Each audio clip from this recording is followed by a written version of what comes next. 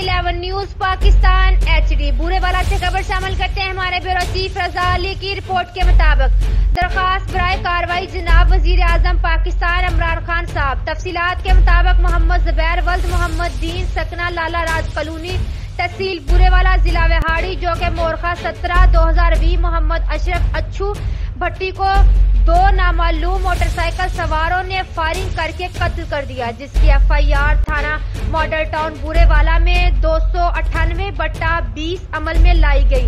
ताहाल अभी तक DPO वहाड़ी एहसानुल्लाह साहब के नोटिस में और अपील करने के बावजूद अभी तक मुजरमों को गिरफ्तार न कर सके। मुजरम खतरनाक लोग हैं, उनकी पुस्तबला सियासी शख्सियात कर रही है। पुलिस को मुजरमों का पता होने के बावजूद ताहाल गिरफ्तार न कर सकी।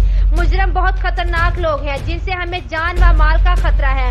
मकतूला के भाई मोहम्मद जुबैर ने वजीर आजम इस्लामी जमहूरिया पाकिस्तान जनाब इमरान खान साहब से सख्ती से इस वाक़े का नोटिस लेने की अपील की है। मजीद खबरों के लिए देखते रहिए City 11 न्यूज पाकिस्तान HD।